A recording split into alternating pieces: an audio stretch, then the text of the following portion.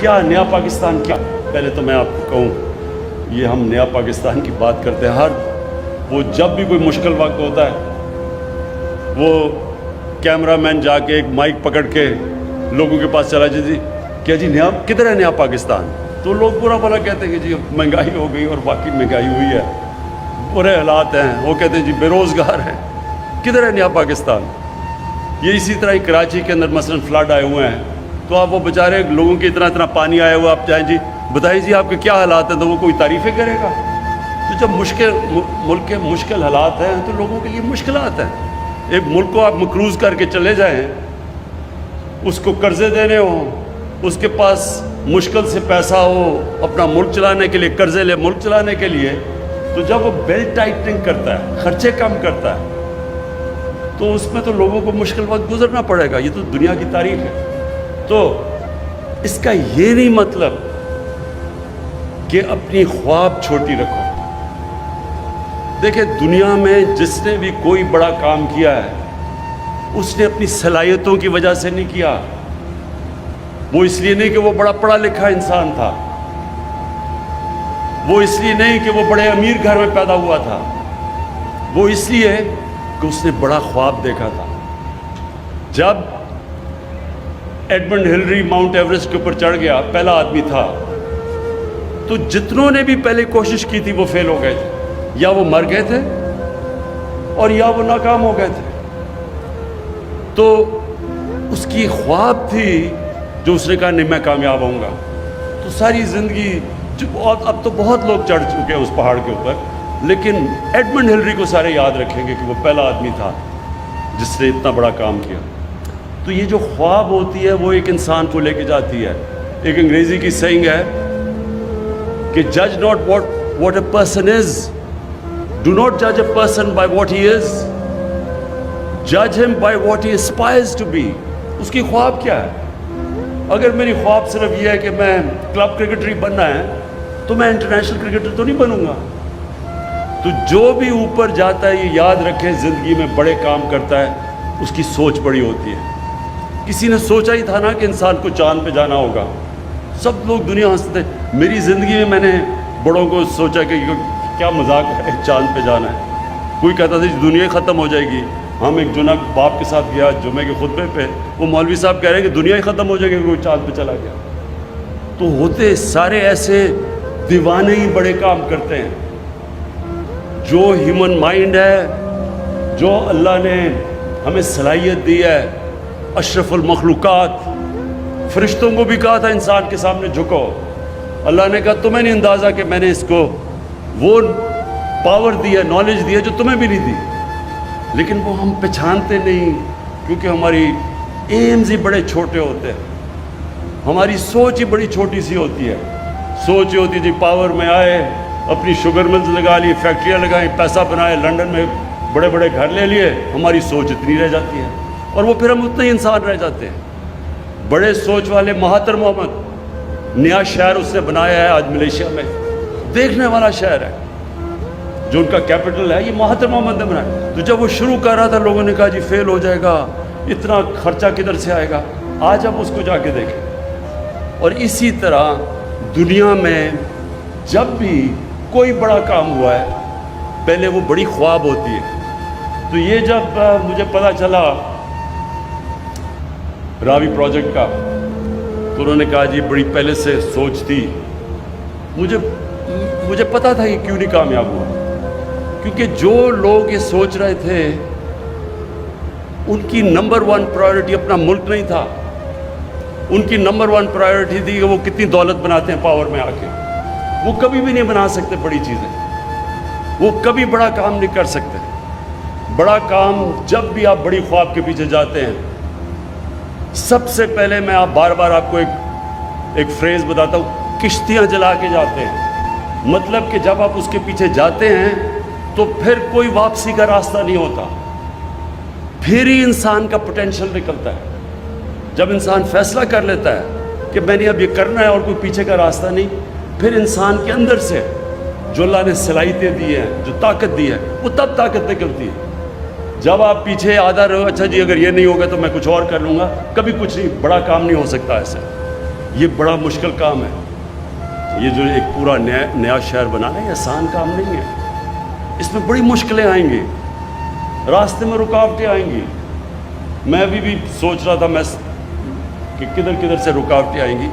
رکاوٹوں نے آنا ہے, لیکن یہ ہم فیصلہ کر لیں کہ یہ شہر لاہور کی بھی ضرورت ہے, پاکستان کی بھی ضرورت. لاہور کی ضرورت اس لیے کہ جس طرح لاہور پھیلتا جا رہا ہے یہ انسسٹینیبل ہے. اس لاہور کے اندر جو 40% لاہور کچی آبادیاں ہیں, کیونکہ ہم نے کبھی سوچا ہی نہیں کہ بیچارے جو غریب لوگ ہیں, جو مزدور ہیں, جو کام کرنے والے ہیں, وہ کدھر رہیں گے. کسی نے نہیں سوچا, کیونکہ ہماری جو مائنڈ سیٹ ہے پاکستان کا وہ ایلیٹسٹ مائنڈ سیٹ رہا ہے. ہم جو ملک اپنا پوٹینشیل پورا نہیں کر سکا, اس کی وجہ یہ کیا ہے کہ سارے فیصلے کرتے ہیں چھوٹے سے طبقے کے لیے. جب یہ ہوا کرونا کا, تو میں نے پہلے دن جب مجھے کہا نا جی لاک ڈاؤن لگا دو, وہ دیکھیں جی اٹلی میں بھی لگ گیا, ادھر بھی لگ گیا, اسپین میں بھی, اور دیکھیں اب انگلینڈ بھی لگا رہا ہے, تو آپ بھی لاک ڈاؤن کر دیں. تو میں بار بار ایک سوال پوچھتا تھا کہ لاک ڈاؤن تو ہم لگا دیں, لیکن وہ دیہڑی دار, وہ غریب لوگ, وہ کچی بستیوں, ان کا کیا بنے گا؟ کسی نے مجھے اس کا جواب نہیں دیا, کیونکہ ان کو فکر ہی نہیں تھی کہ ان کا کیا بنے گا. کسی نے یہ سوچا ہی نہیں کہ جب آپ جو آدمی مزدوری کر کے, دیہڑی کر کے بیچارے اپنے بچوں کا پیٹ پالتا ہے, اس کو جب آپ بند کر دیں گے وہ کیسے زندگی گزارے گا, وہ بچوں کو کیسے کھلائے گا. لیکن اپنا سوچ رہے تھے, چھوٹا سا طبقہ اپنا سوچ رہا تھا کہ میں تو عمران خان تو جناب زمان پاک یا بنی گالا میں آرام سے بڑے گھر میں رہ رہا ہوں, میرے لیے تو لاک ڈاؤن کچھ بھی نہیں ہے, میرے لیے تو بلکہ چھٹی ہے. سرکاری نوکروں کی تو چھٹی تھی, گھر آرام سے بیٹھ جائے, ان کو تو تنخواہیں مل رہی تھی. کسی نے نہیں سوچا کہ اس طبقے کا کیا ہوگا. اور وہی نریندر موڈی نے ہندوستان میں اس کا نہیں سوچا. آج ہندوستان میں اللہ کا عذاب آیا ہوا ہے. سب سے زیادہ دنیا میں جو اکانومی گری ہے وہ ہندوستان کی گری ہے, کیونکہ 4 گھنٹے پہ نوٹس پہ اس نے ملک بند کر دیا. بیچارے غریب لوگ, وہ جو دیہاتوں سے شہروں میں کام کرنے آئے تھے, وہ کتنے 100 میل چل کے جا رہے ہیں, بیوی بچے, غریب لوگ بھوکے, کیونکہ وہاں کی رولنگ ایلیٹ نے سوچا ہی نہیں کہ یہ بھی انسان ہے. یہ ہے پاکستان. پاکستان بنا تھا, ایک بڑا عظیم خواب تھا, ایک فلاحی ریاست, مدینہ کی ریاست کے اصولوں کے اوپر, جو نبی صلی اللہ علیہ وسلم نے عظیم ایک خواب تھی وہ, کہ پہلی دنیا کی فلاحی ریاست بنی تھی. غریب لوگ تھے.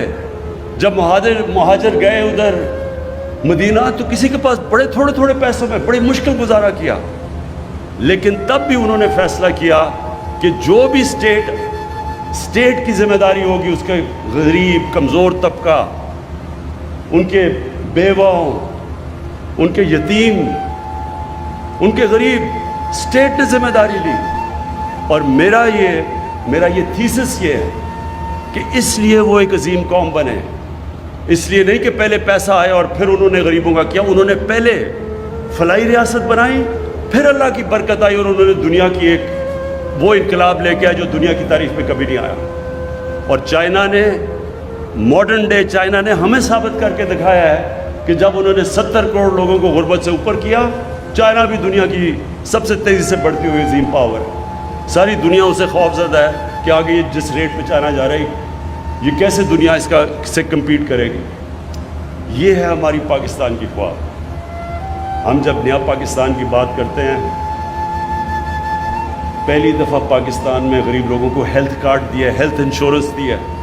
کبھی کوئی نہیں سوچتا تھا کہ غریب جو مشکل سے اپنے بھی بچوں کا پیٹ پالتا ہے, تو ایک بیماری ہو جائے تو وہ کیا کرتا ہے, وہ کدھر سے پیسے لے کے آتے ہیں. تو پہلی دفعہ ہیلتھ انشورنس انشارہ پنجاب اور کے پی میں ساری ہم سب کو کور کریں گے ہیلتھ انشورنس, اور شروع کر دیا ہم نے.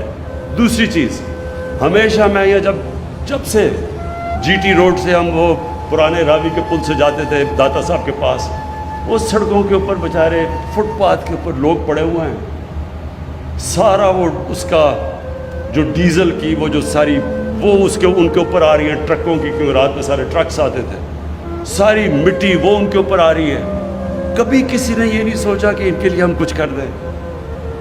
میں ہمیشہ یہ سوچتا تھا، کبھی کسی کو یہ خیال نہیں آیا کہ یہ انسان ہے۔ آج انشاءاللہ جو ہم نے پہلے ہم نے پناہ گاہ شروع کی، اب ہم نے پناہ گاہ کے سٹینڈرڈ سیٹ کریں کہ وہ پناہ گاہ کے اندر سٹینڈرڈائزڈ ہوگا۔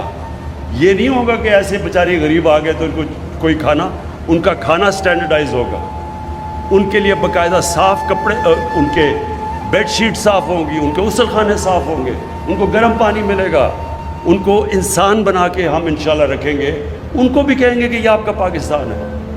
اور اسی طرح یہ جو ہم نے اب ہماری کنسٹرکشن کے اندر نئی ہاؤسنگ کی ہے، افورڈیبل ہاؤسنگ، پہلی دفعہ پاکستان میں، پہلے تو روٹی کپڑا مکان ایک سلوگن تھی، یہ پہلی دفعہ ہم اب لوگوں کے لیے جو ہماری ہاؤسنگ اب شروع ہو رہی ہے نیا پاکستان ہاؤسنگ میں، باقاعدہ ہم صرف یہی نہیں کہ ہم ہر جگہ جو بھی سوسائٹی بنے گی اب اس کے اندر غریبوں کی ہاؤسنگ رکھیں گے، باقاعدہ ان کے لیے ہم نے پیکج دیا ہے 30 ارب روپے کا، ان کو سبسڈائز کر کے گھر دیں گے، ان کے لیے ہم کم انٹرسٹ ریٹ 5% انٹرسٹ ریٹ پہ اگر وہ بینک سے پیسہ لیتے ہیں تو ان کو کم انٹرسٹ پہ، یعنی پہلی دفعہ تنخواہ دار غریب طبقہ مزدور ان کو موقع ملے گا کہ وہ بھی اپنا گھر خرید سکے پاکستان میں۔ اور یہ جو انشاءاللہ راوی پروجیکٹ ہوگا اس میں باقاعدہ افورڈیبل ہاؤسنگ ہوگی، تاکہ یہ نہ ہو کہ وہ بیچارے کچی وادیوں میں لوگ رہیں، وہ بھی یہاں آ کے ان کے لیے بھی گھر ہو۔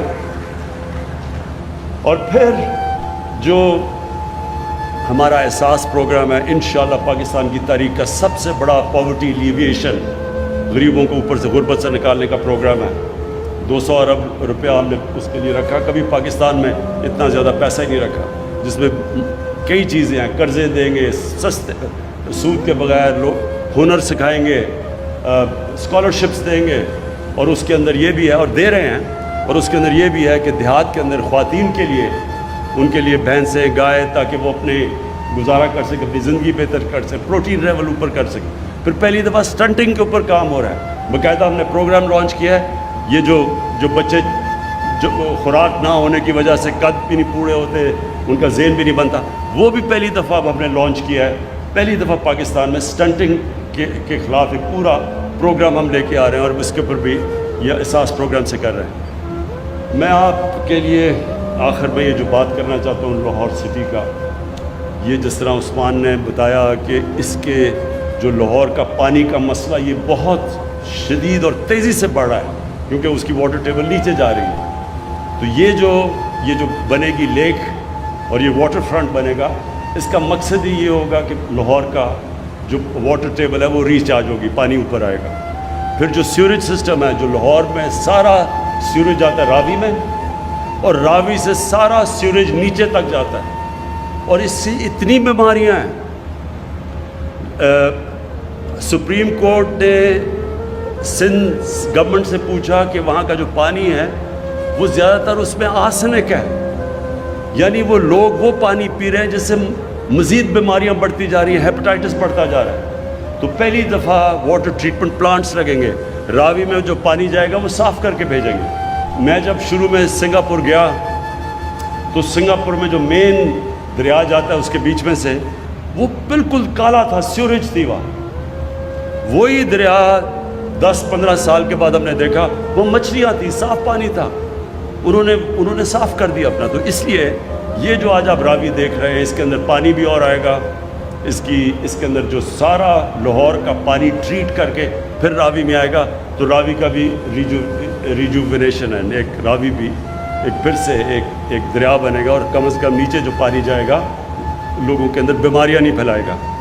لیکن اس کا یہ بھی امپورٹنٹ ہے کہ ہم ماڈرن سٹی کے اندر اب ہم اس طرح بنائیں جو کہ جس کو کہتے ہیں گرین سٹی، اس کے اندر باقاعدہ کدھر جس طرح 60 لاکھ درخت اگیں گے، وہ جو ہماری بلڈنگز بنیں گی، باقاعدہ سیوریج سسٹم، ویسٹ ڈسپوزل، پھر جو کلسٹرز ہوتے ہیں، آئی ٹی کا علیحدہ جو اب بالکل انفارمیشن ٹیکنالوجی تیزی سے آگے جا رہی ہے، اس کے لیے علیحدہ سینٹر ہوگا، ایجوکیشن سینٹر۔